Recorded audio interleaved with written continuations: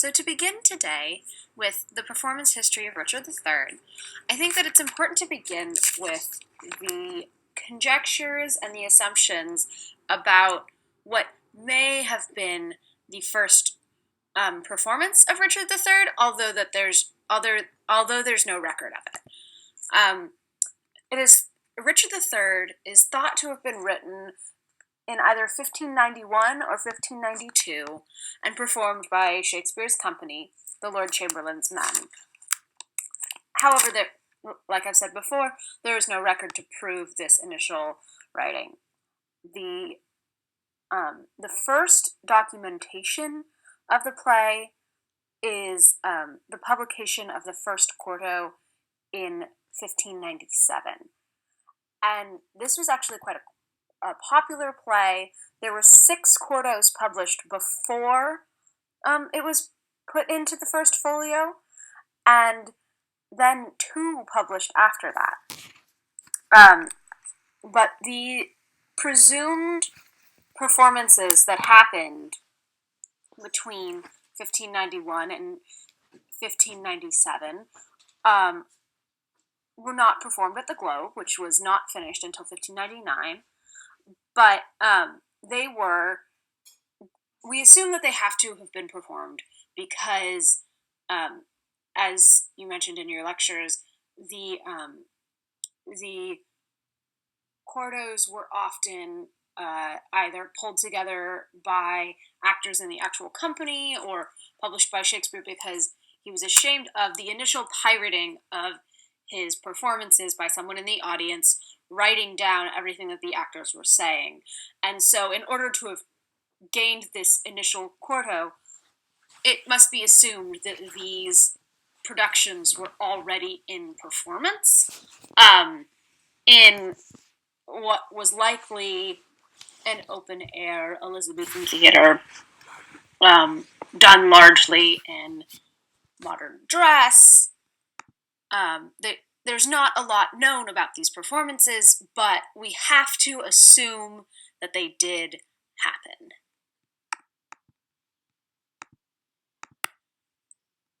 So with the knowledge that these initial performances before the first quarto must have happened, and that it was included in the first folio in 1623, that we move on to the first known recorded incident of the performance of Richard III. And this record is on November the 16th of 1633, so following Shakespeare's death. And it was performed in the court of King Charles on the occasion of his wife's birthday. And as I mentioned before, these initial performances were presented on a thrust stage in daylight, as was typical of an Elizabethan playhouse of the time. There was minimal to no set because it was thought that it got in the way of the fast-paced the acting, and they also that just wasn't part of the performance convention at the time. But it allowed the music and the props and the costumes, which when I say contemporary, they were contemporary to the time period, to set the scene, as opposed to, as we would in a modern production, having, here's the looming castle, and here is what, the battlefield might look like, and that kind of thing, and the tower for Clarence, and so on. So instead, they allowed the music and the costumes and the props that were needed, especially the weapons and such, to set the scene for them.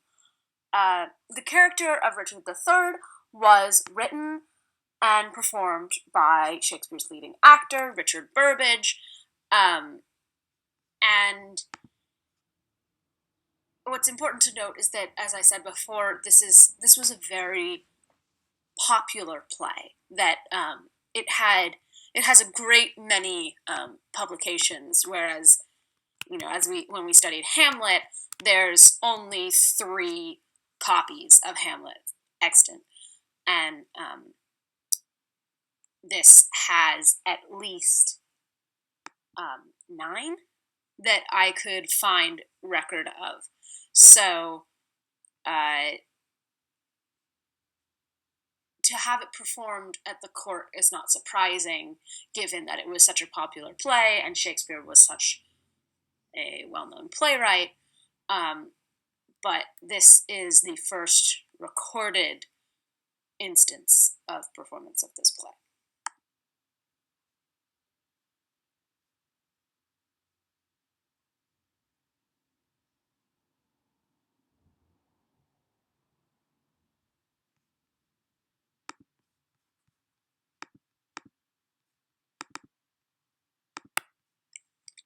So then we begin to move into the 18th century.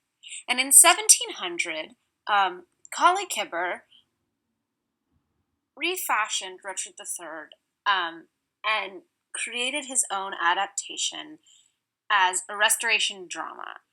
And he took pieces of other Shakespeare plays earlier histories and other plays in which Richard appears, and he borrowed some of parts of Richard's soliloquies in Henry the Sixth Part 3. He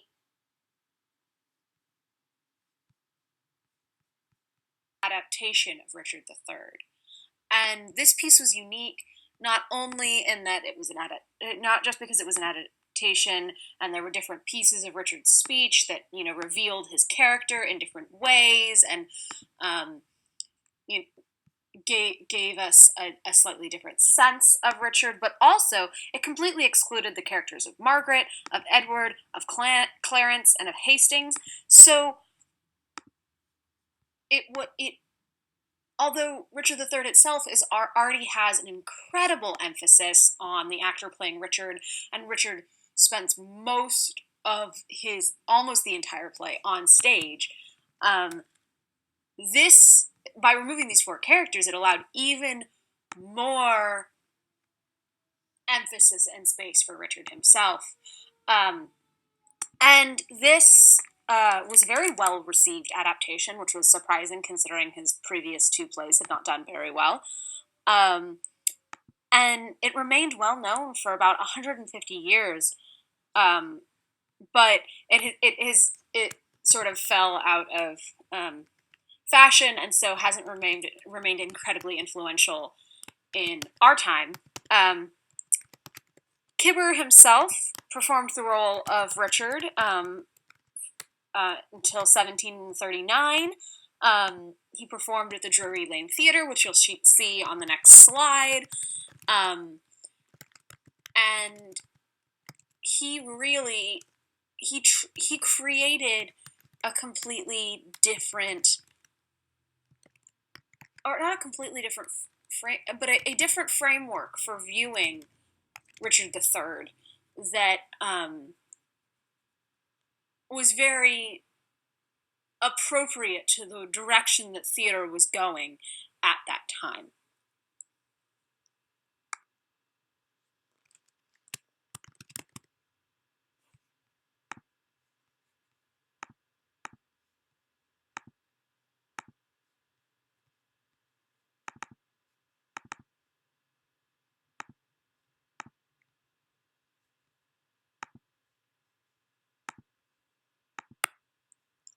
So I wanted to talk for a moment about the Drury Lane Theatre. This was initially built in 1660 at the behest of Thomas Killigrew, but it suffered a fire, and it was rebuilt in 1674 and lasted nearly 120 years under the leadership of Colley Cibber, David Garrick, Richard Brinsley Sheridan, and Joseph Grimaldi. The thing that was interesting about the Drury Lane Theatre, it was one of a few patented theaters. It was also an indoor space, which is different than what we had been talking about previously. And so that combined with the production of the restoration version of Shakespeare's timeless classic, or as what we would call it now, a timeless classic, it created a different look for the productions of Richard III.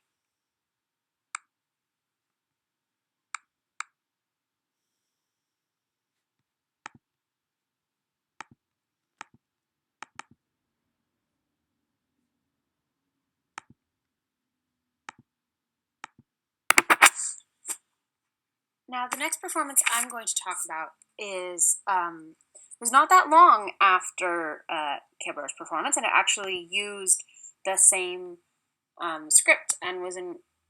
This was David Garrick's performance, and in 1741 he performed Kibber's adaptation of Richard III for the first time, and the thing that was unique about this was it really, he became one of the most famous interpreters of Richard, and partially because of the unique expressiveness that his body and his voice and the ways in which he used that to portray the complexities of Richard's mind and his wit and his depth. And this was really a role that sustained him through the rest of his career and really set the tone, the way in which Garrick's performance became iconic, I would say, and it helped the play continue its extensive popularity and helped this play stand the test of time.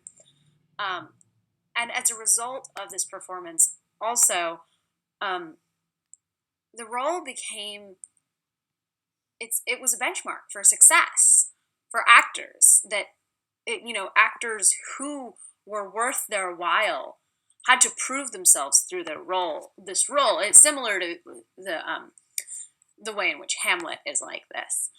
And the image you see there is a painting done of Garrick playing Richard III. And so even you can just see that the iconography and the way in which Garrick captured this role caught the attention of artists and the public. And in this picture, you can see some of the ways in which the costuming may have been, and the energy around this performance.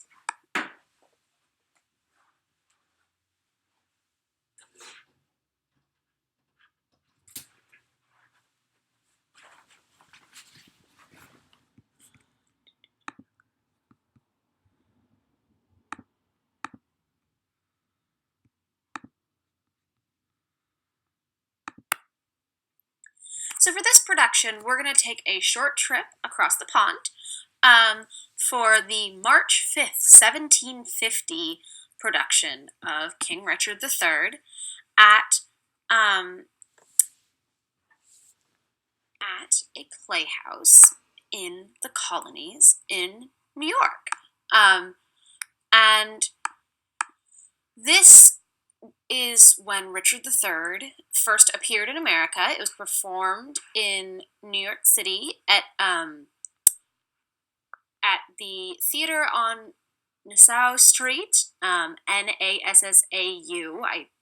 I'm having trouble pronouncing that, but this was a makeshift playhouse, but it was the first playhouse in New York City, and it was produced by Thomas Keane and Walter Murray, and it was based on Kibber's version of Richard III, but as far as I understand it, this is the first recorded performance of a Shakespeare play in America. And so it's an interesting dynamic, because, of course, there was the whole conflicts around the American Revolution and the tension between England and the colonies, but then we have this grand appreciation for Shakespearean drama that is making an appearance and a headway in the colonies.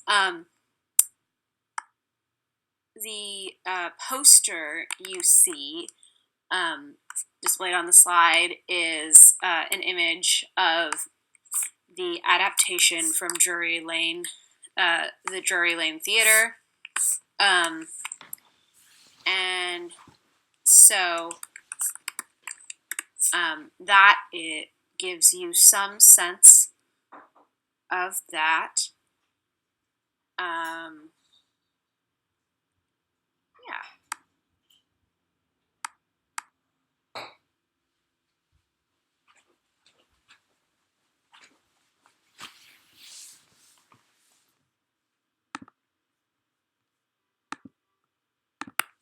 So I couldn't find any images that I understood to clearly be the theater on Nassau Street. So I just wanted to say a little bit about that space. I already said who it was founded by, but this theater was founded in 1750, and so this is one of the inaugural performances of this theater and what many consider to be the birth of Broadway. They largely performed Shakespeare at this space initially, and it was a small house. It could seat, according to accounts I could find, about 280 audience members. So personally, I found it very interesting that Richard III was one of the beginnings of this theater and what has now become the a driving force, not only within this country but also around the world in terms of well-known, popular theater and employment of actors. The grand production and play producing system of Broadway.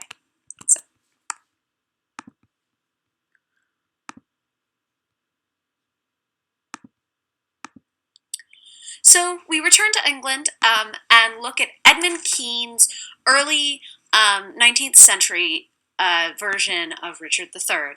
And Edmund Kean was well known, and there was much praise given to his versions of Richard III. William Hazlitt took notice of his 1814 debut, and he said that Mr. Kean last night made his appearance at the Drury Lane. For voice, eye, action, and expression, no actor has come out in many years at all equal to him.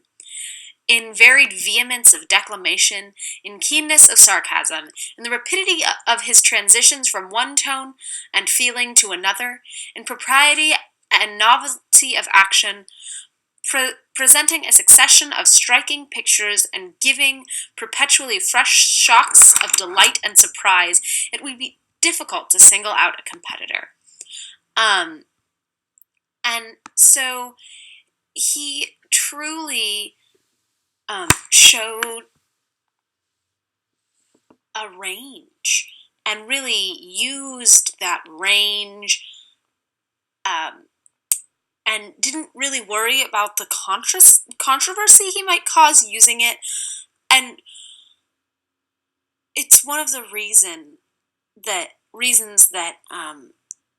he was so well known for his performance of Richard III. Some of the really iconic things that were part of Keane's influence was that he didn't declaim necessarily the soliloquies, but he spoke them in what they called natural tones. And that my understanding is that the original text of Shakespeare was restored, but the influence Kibber had on this play remained apparent in his as well as other 19th century productions of Richard III.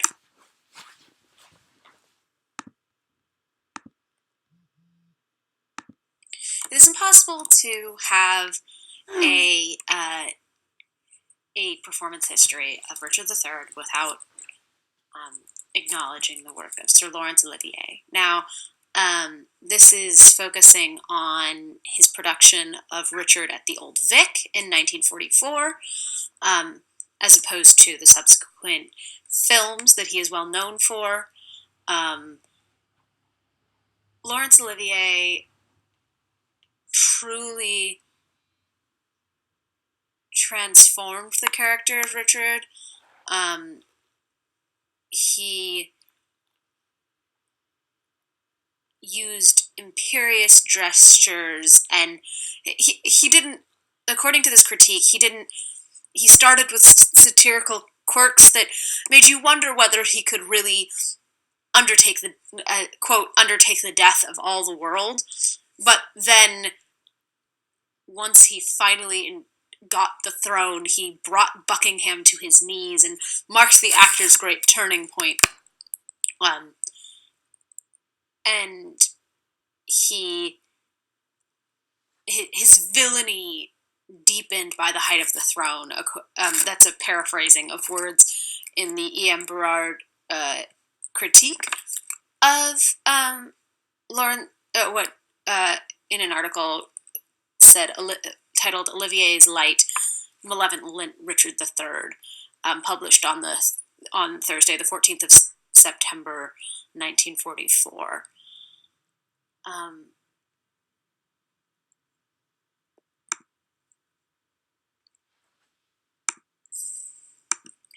The Old Vic itself had been established for many, many years, but had been damaged fairly badly in the London Blitz during the war, and so performances by Laurence Olivier and other actors were part of what revitalized it, and this really began in 1944. I love this image of Olivier playing Richard, because I feel like it shows, not only the more modern dress, but also just the stark, clean contrast in this light, dark. It feels like almost the photograph itself is struggling between light and dark in a way that feels very true to the play. And I almost feel that there's not enough sufficient words to describe Laurence Olivier and the ways his performance have had an impact on the acting world today. I proceeded to jump about 50 years forward, or 60, pardon me, 60 years forward to Catherine Hunter's portrayal of Richard III in all-female production at the Globe Theatre in 2003. And, I mean, as you can already see from the image itself, it's such a different approach to the production. It maintains, the classic king crown and cloak, but what critics say was so profound about Hunter's performance was the biting wit and the ways in which not necessarily the classic physical contortion of her body and of her, but that the thing that was twisted about her portrayal of Richard was the intelligence, and really that's a key aspect of Richard himself. In addition, it's an all-female production, which is something incredibly modern and in a different way, performed on the restored version, the new Globe, in that what is thought to be a classic open-air Elizabethan theater, but in a way that, as an article I read said, that you didn't worry about the fact that Hunter was a female playing Richard, that wasn't an issue, and that yes, it changed some of the dynamics between the queens and Richard and whatever, but that the ways in which the all-female cast actually didn't strongly affect the authenticity and the essence of the story. I really wish I had been able to see this production. The costuming is, very classically Elizabethan with a twist, and it would have been an honor to get to see what some people consider to be a phenomenal female Richard. So that is why I chose that production. And finally, we come to the production, which is why I chose this play in the first place, which was Kevin Spacey's Richard III. And he toured all over the world with this production of Richard, and it was accompanied by a education program, and they would do not Kevin Spacey himself, but two actors from the company would do a two-person Richard III, 30-minute Richard III at schools, and then work with acting students from those classes. But the actual production itself was phenomenal. I had the great pleasure of getting to see it, and there was something really unique in that it was I remember what was so striking about it was the ways in which the set was a raked stage it was essentially a white room with tons of doors.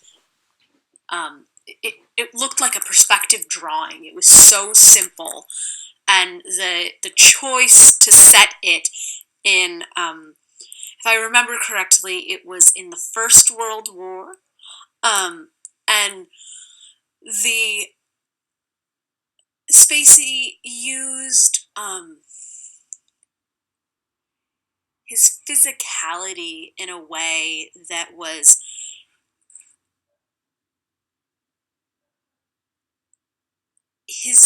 it was almost that his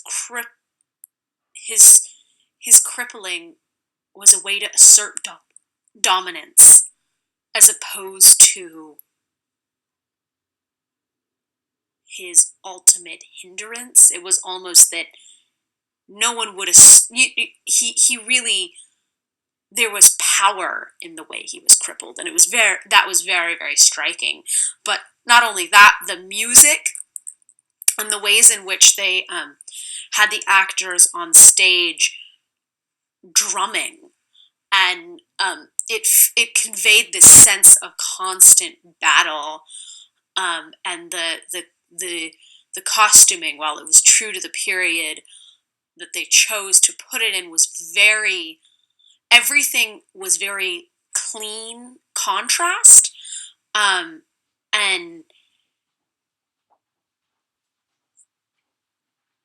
this production, not only as an education program and a way to bring Shakespeare around the world, but also as a production itself, was phenomenal, and for me was the reason I decided that it was possible to become an actor and that as a profession, And so this production had an immense impact on me. And all the actors were phenomenal. So much so that when Clarence was giving his speech about his dream and there happened to be an earthquake, I just assumed that that was part of the effect for half a second. But overall, the influence of Richard III over time is clear, and that it is both malleable and stagnant and steadfast in the ways in which we can, as human beings, relate to these complexities of power and corruption and